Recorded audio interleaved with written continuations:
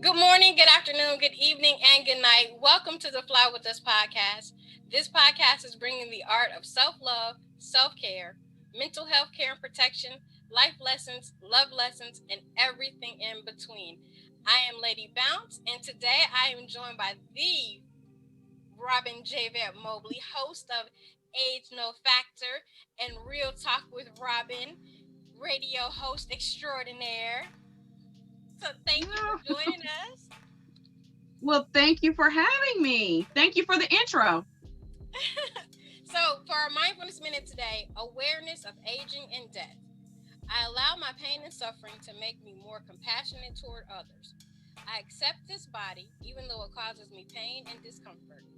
I accept my nature as a creature on this earth, and I embrace all aspects of my journey. This body that you have known so well will eventually degrade to some degree. You will have some type of pain or disability. Your mind too will change. You will forget things, important things, until it seems like there's more forgetting than remembering. You might even feel like a rag doll that has been patched 1,000 times with stuffing for brains. Maybe this has already happened to you, or maybe it is happening slowly and imperceptibly. But aging and death are still existential realities for us, although we have medicine and technology that may be able to slow the process as we for humans who walk the earth. This day, you may experience your body as a good and faithful friend, or you may experience it as a hostile force working against you. You may feel happy about your body, or you may hate your body.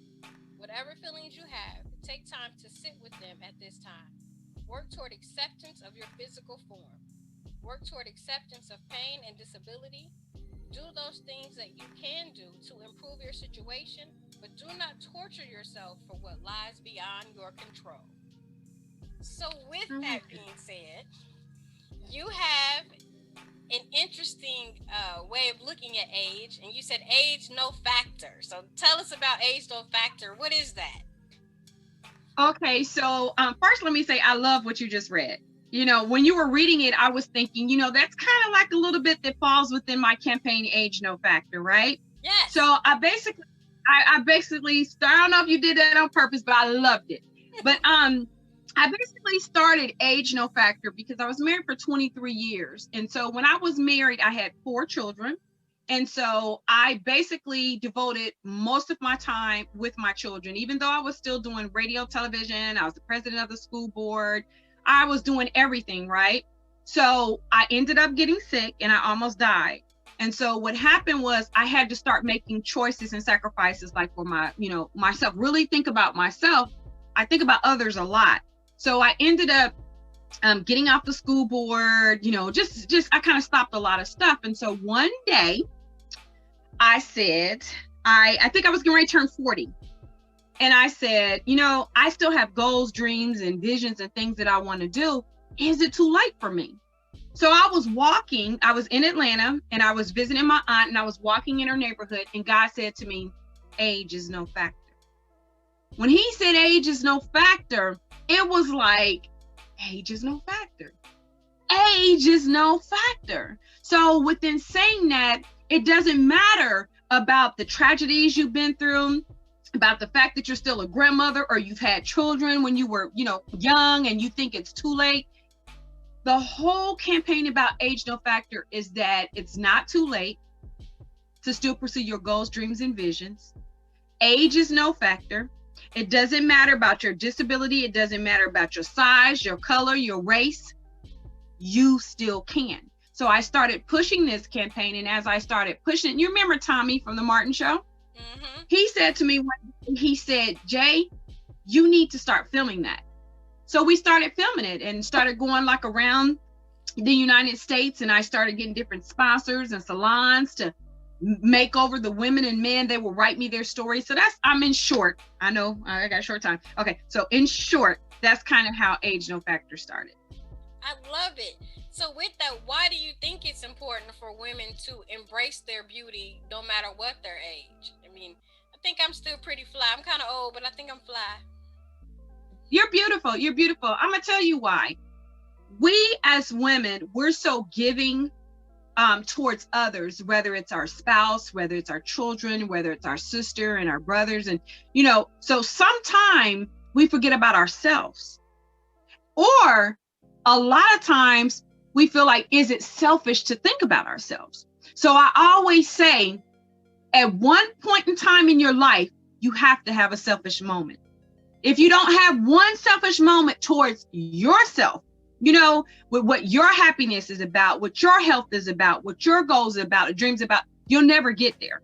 You'll never get there. So with the whole age no factor, when I bring the women together, I bring women that are really excelling. It could be a celebrity. It could just be a woman in general that went through a lot, but now, she's changed her life.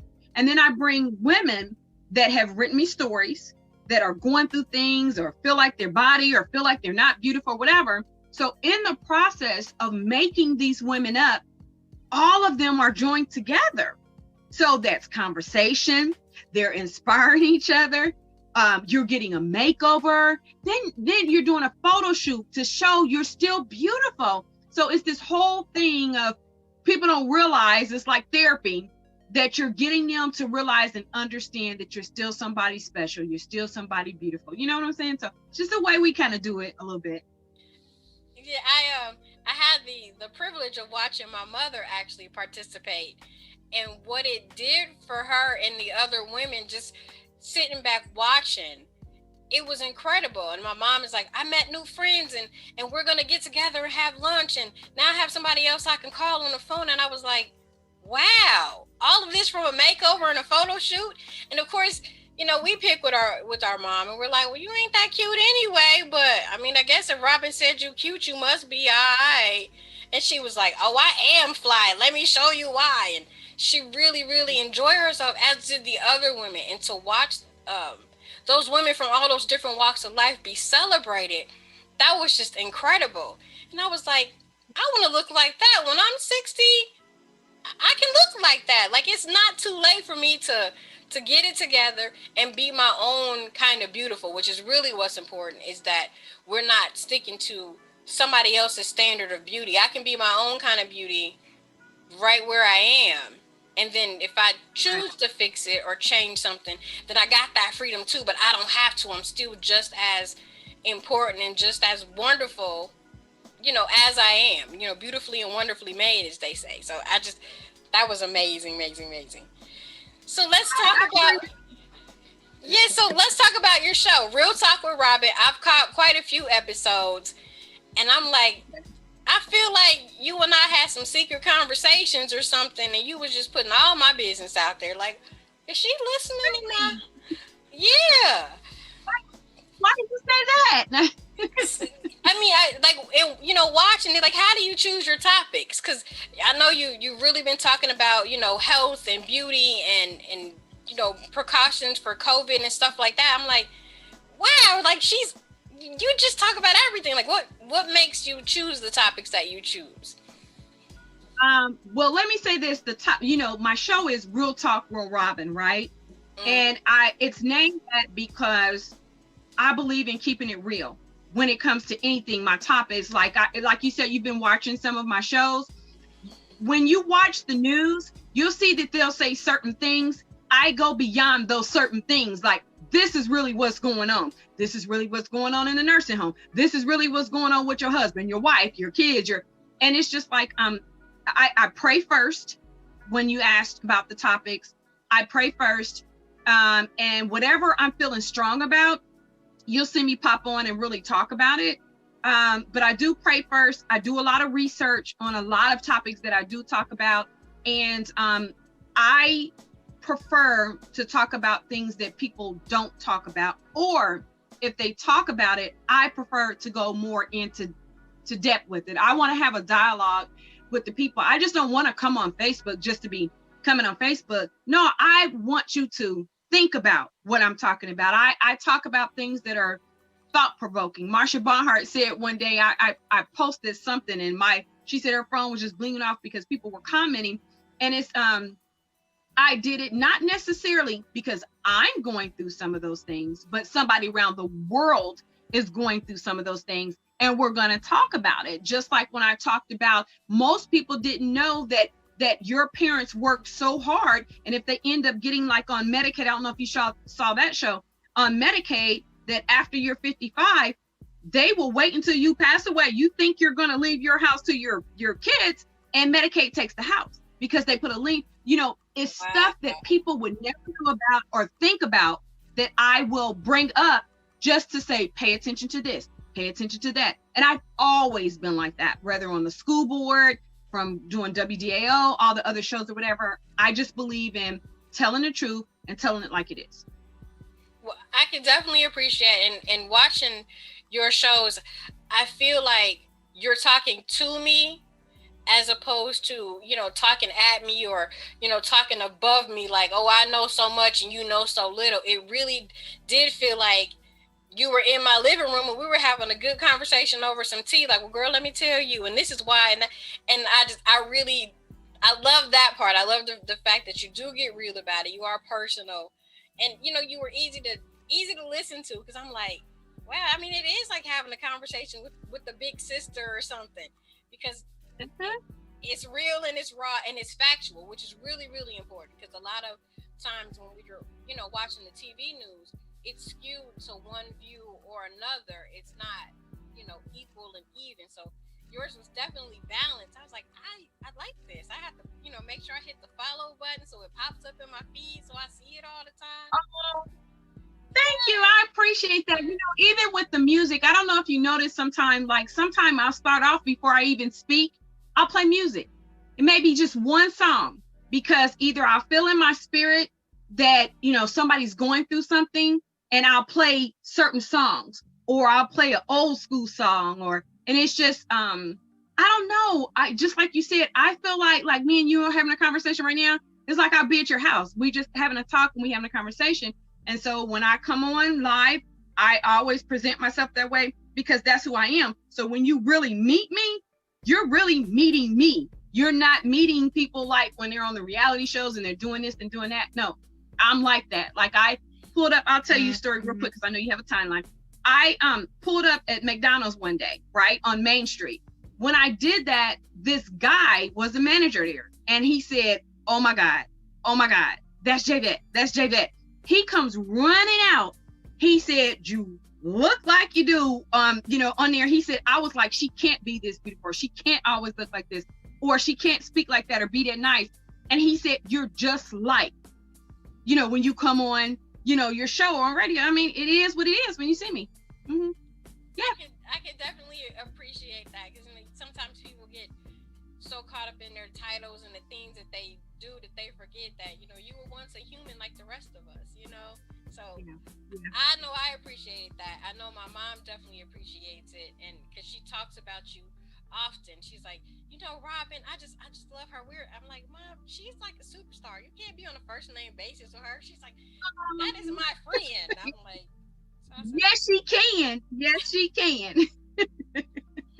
Whatever. I said, Mom, she's a star. I don't know about you, but she was like, that's my friend. So you say star, I say sis star and friends. I said, okay, Mom, I can't argue with that one with you, because I definitely feel it. I definitely feel your spirit, and even now, like, through this, I'm feeling like, it is like a conversation with my big sister. Oh, so you can call me big sis. I like it. Yeah, see, I'm too old to be your daughter, because I'm an old lady. We ain't gonna talk about that. Well, how old are you? In my 40s. How old are you? I'm in my 40s. I'm an adult child. I'm 52. Well, you look beautiful. You're beautiful. Okay, so let's switch gears a little bit. It's kind of a downer, but you and I both became members of a club that nobody wants to be a part of, and that is the Daddy's Girls with No Daddies. So you lost your mom and your dad this year, which is incredibly sad. So what kind of things are you doing to heal, and what tips do you have for other people that are healing from the same things? Okay.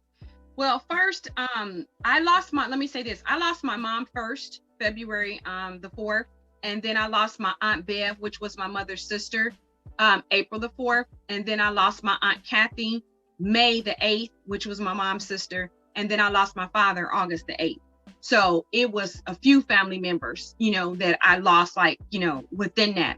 And if you saw, I came on my social sites crying like everybody else would when you lose your mother and your father.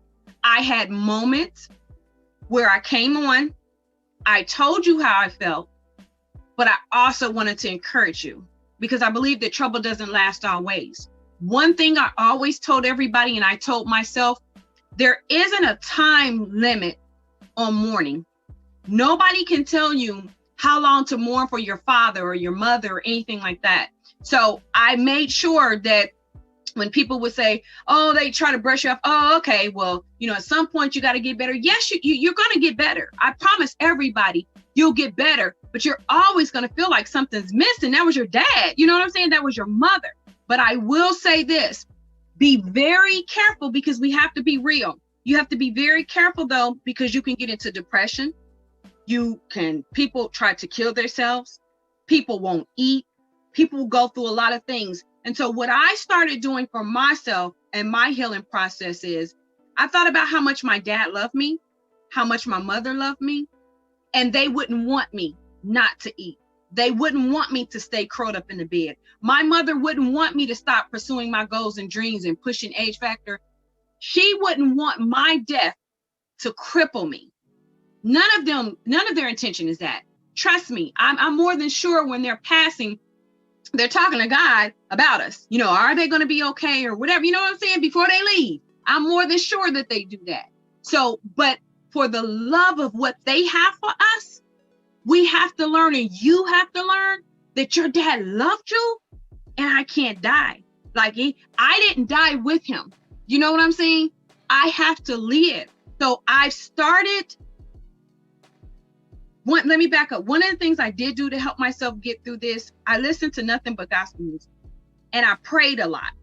And I had to start, instead of thinking of the memories of what I went through, like my dad died from COVID and being out there at his window and just all those things, I had to start thinking about the things when I grew up as a daughter and the things that my dad did with me, the conversations, the phone calls. So it started drowning out a little bit that pain that I was feeling. And I started feeling like this love for my parents. So now you actually see me speaking more again, on Facebook and on my social sites, because I'm starting to channel that pain into the love that I had for them, or that I have for them, and that I know that they had for me. And that's working. I still cry. I had a moment earlier, but then at the same time, whatever I do now is for them. Whatever you do with your radio, whatever you do in your life, you are a part of your father. I am a part of my father. You know what I'm saying? So I'm still living, and I have to live, and I have to be happy. And does it hurt sometimes? Oh yeah. Yeah, my dad just passed. Your dad just passed. It does. I'm not gonna lie, it does. But I have to live. We have children. I have grandchildren. I have a calling on my life, and I have to live. I just have to keep living. I don't think that, the more that I think about it, my dad, I was so hurt about my dad, the COVID and everything. I was just really hurt. I'm not gonna lie. And, but I'm starting to channel that a whole different way. That is good. And a lot of the stuff you were saying those are the same things I'm doing. And now that there's, been a little bit of space there, I'm filling that space with like journaling and looking at pictures, and like they say, a picture's worth 1,000 words. So I'm putting 1,000 words on those pictures and those moments, or just times where he was being goofy and I got it on camera. Like, oh, I remember when I went over there and this day we took this picture. I didn't even want to take a picture, and he grabbed me and made me take the picture. So that has definitely been helpful. And then, like you said, I have to remember at the end of the day, everything that he taught me and everything that he showed me, like that was that wasn't in vain. Like, he showed me those things and told me those things for a reason, and I'm able to channel and use those things to be able to get, you know, to heal better and to get past the pain part of losing him. Because I've DJed with my dad since I was 10 years old. So we had those moments where it's just me and him, and for the whole time that we're DJing this party, I had my daddy to myself for 6 or 7 hours. Even though we were, you know, quote unquote working, we were having conversations in between and talking about music and all of that. So now I'm getting to that part. I'm getting to the happy of, it's okay and I'm going to be okay, and I have to be okay because he would want nothing less for me, you know, than to be okay, you know. And you know, your parents prepare you for everything except for how to be without them. And so I lost my grandfather in March, and then I lost my dad in October. So I started to focus then on my mom. Like, as hurt as I am, my mom lost her father and her husband in the same year. So now my focus went to, you know, checking on my mom and, are you okay? Did you eat today? How are you? Because I know how it hit me, and I know how it affected me, but it's got to hit her 100 times worse, because this was her husband of 44 years and this was her father for her whole life. So having that calling and that purpose of, I got to look out for my mom, I got to take care of my mom now, that helps. And sharing the stories with my mom and jokes and stuff, it is helping with the healing for her, us, you know, my siblings and my children. So yeah, it's all right. Yeah, you're going to be all right, beautiful. You're going to be okay. But let me say this. I hear a lot of people say that their parents or their loved one taught them how to live with them, but didn't teach them how to live without them, right? Mm. So I've heard a lot of people say, well, I have to say that my mother taught me how to live without her. Now, there was times we didn't want to talk about it, but she would sit us down. There's one day I'm not going to be here. And it started from her introducing me to Jesus Christ to let me know that when she's gone, he's with me. You know what I'm saying? So, but she always would talk to us about it, you know, and everything. And so I could remember when, excuse me, a couple of years before she passed, she called my sister and I over there, and she wanted to talk about the wheel, talk about this, talk about that. And we just didn't want to talk about it. You know, you don't want to talk about it when they're talking about things like that. But I feel like my mother prepared me, because when she left, I didn't have my dad to call, because not too long after she left, my dad called. But I had Jesus. I had the word. I had the gospel music to listen to, because that's all my mother did. She would do praise and worship throughout the house. That's all we remember when we was kids. We'd be outside down the street, and you could hear my mom in the house singing, and people would say, "Who's that singing?" It would be our mother. So she taught me a lot. And I think I think if my mother was never saved or never told me about Jesus or never told me about none, I probably could have had a breakdown. I probably could have. Mm-hmm. Wow. So I have to say, you know, thank you for your diligence and everything that you do. I've been watching your series. As you said, your dad passed from COVID. My dad passed from complications of COVID. So he actually beat COVID, but it was all the after effects of COVID that he, you know, was not able to beat. So you've been very diligent through your social media platforms, talking about, you know, being cautious, wearing your mask, being, you know, protective and using common sense. And you said something yesterday that I was like, yes. And you said, just because you're over COVID doesn't mean that it's over. So I think with you saying it and saying it that way, people are starting to get it. So what do you have to say to those people who are to the point where they have COVID fatigue, if you will? Like, I'm so tired, I'm over it. You know, what kind of words of advice do you have for people to keep taking the precautions? Because it's very real. It is very serious. But people don't seem to think so. One of the things that I start off with when I'm talking to someone about COVID is I share my pain. I share my pain of standing outside 9 hours of hospice at my dad's window. I share the pain of watching him go through what he went through, right? Um, but I also, within me sharing my pain, I try to educate as well with what's going on. But at the same time, I try to talk calm, but then at the same time, you have to talk to knuckleheads. And that's the truth. If you have to keep talking to them and keep talking to them, like when you mentioned yesterday, when I came on yesterday, what did I call people? I called the people that know that you have COVID and you go around other people, you're a murderer. It's attempted murder. If you go into work and you know that you have COVID and someone catches it, and they end up dying, you killed somebody. And so I said that somebody has to keep it real and tell the truth of what is going on. And I bet, you know what? I got a lot of inboxes. People was like, I never thought about it like that. Nobody's trying to kill nobody. You know what I'm saying? Nobody's, because you're trying to be nice. The media's trying to be nice. Wear your mask. The governor, please wear your mask. Please do this and please do that. I had it. I came on and said, look, if you don't do these things and you cause someone to get it, you've committed murder.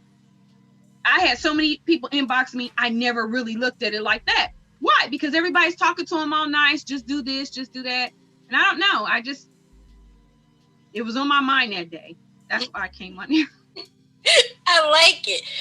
So with everything that you do, I know that you are a very spiritual person, and it shows in everything you do. And even when you are talking to the knuckleheads, it's still with the spirit of love and of kindness, but it's real. And I Yes. love that. So what do you do for self-care to keep yourself in line with everything? First I have to remind myself that I love myself. That's the top of the thing. I love myself. And if I love myself, I have to take care of myself. And within taking care of myself, that's talking about health wise, working out, eating right, mentally making sure that I'm right. And when I say mentally making sure yourself is right, is peace is very important. And the older that I get, I understand how important peace is. And which means that some of us allow so much to be around us that half of the stuff we're going through isn't even our stuff. We're going through stuff because of other people. We all upset and in pain and blood pressure going up because of somebody else. So I've taught myself self-peace, like what's important, it's okay to be there, but you got to learn that self-peace for yourself. That's really important. Self-care for me also is faith. That's a self-care for me. And when I say faith, applying faith is because it's teaching myself every day that no matter what it looks like, it shall be something different. So if I'm in a situation or going through something, trouble doesn't last always. So I'm not going to always be in that situation. So I've taught myself that whatever I go through, where's my faith? Keep my faith. So that's part of for me, my self-care. So it's my faith. Let me see, the peace. I do believe trouble doesn't last always. And part of my self-care is telling myself that even though I am getting seasoned, older, as they would say, is that my age doesn't matter. It's just a number that is way, above somebody else's. So I tell myself every day, my age doesn't matter. So I may feel pain in my body sometime, or, like we do when you get a little older, but your age is not a factor. Like I'm thinking about going back to school to be an attorney. So, and I'm 52. So I've had a conversation with myself, like, you can do this. You can do this. So within self-care, it's like really talking to yourself, like mentally and everything. With this COVID and stuff going on, people are really going through some mental issues, depression and things like that. I believe in talking to yourself. Talk to yourself a good way. So part of my self-care is motivating myself, praying, like I said, listening to the word. And if you're too busy to read the word, get you a talk Bible. So a lot of times I'm busy and I'm moving around and I play the talk Bible, so you can have that in you and within your heart and your strength. So those are just some little things as far as like even taking care of your skin and, your hair, and love on yourself. So part of self-care is learning how to love on yourself. Every stretch mark, every birth, every sagging boob because you had kids, Yes. everything, that happened with you. If you were a domestic violence survivor, every scar, every black eye, everything, learn to love yourself and care for yourself. So I that's just love short. it. I love all of that. So before we get into the brain science and wrap this up, where can we find you? Okay, sure. So I'm on Facebook as Robin Jvet Mobley, and it's RobinJvetMobley. Age No Factor on Facebook, Age No Factor Twitter, Age No Factor Instagram, and I'm the Jvet as well on Instagram, TheeJvet. I like it, and I have to follow you on Instagram, but I follow you on Facebook definitely, and I have to follow you from Okay. our Twitter page. So as we wrap it up Okay. for our brain science today, we have major tips for aging gracefully and beautifully. So you mentioned quite a few in your self-care. Getting your beauty sleep. It's important to get 7 to 8 hours of sleep every night if you can, but you really should. I have to work on that. Stay hydrated. One way to remain youthful is to sip nature's natural elixir, which is water. Drink plenty of water. It will prevent dry skin, wrinkles, and ensure your hair, nails, and skin remain soft and supple. Eat as much fresh foods as possible. Wear your sun protection. We have some kind of misnomer that black people don't need sunscreen, and yes, we do. You need an SPF of at least 15 to 30. So, yes, black don't crack, but we can make sure that it stays smooth while it doesn't crack. If you smoke, quit smoking. I know that that's really hard, but there are cessation programs out there. There's apps for it. There's an app for that. So, smoking ages you more than you realize inside and outside of your body. So, exercise regularly, which is something that you said. Skip refined sugar if all possible. Eat natural fruits, natural candies. Lots of those things have natural sugar. Moisturize. I know you know Dr. Karen Townsend, and she has a book, and it says it all started when I forgot to put on lotion. Got to put on that lotion. Take that time. Rub yourself. Rub every nook and cranny. Every one of those stretch marks deserves some love and care. And when you moisturize, that's exactly what you're doing. Then eat good fats. Eat nuts, proteins, things that are healthier for you. Because we still need fats. We don't need a lot of it, but we need some. And my favorite one from this list is focus on the positive. There is something to be said about those who take a glass half full position in life. They are happy. The more you smile and focus on the positive, the more you avoid stress, banish drama, yes, and remain looking and feeling younger than your actual number age. I And love it. I love it too. I'm like the whole show is just like it all flows so perfectly. It was just incredible. So Yeah, I love it. so with that, thank you for coming on and joining us. You're Everybody go welcome. make sure you search her on Facebook, on Twitter, on Instagram, on all the social medias. You can find us on social media as well: Instagram, Twitter, Facebook, SoundCloud, YouTube, and wherever you get your favorite podcast. And you can always email us at flywithusla@gmail.com. I'm Lady Bounce, and on behalf of Fly With Us Podcast, thank you, Miss Robin. And we will You. yay! And we will see you next week. Thank you.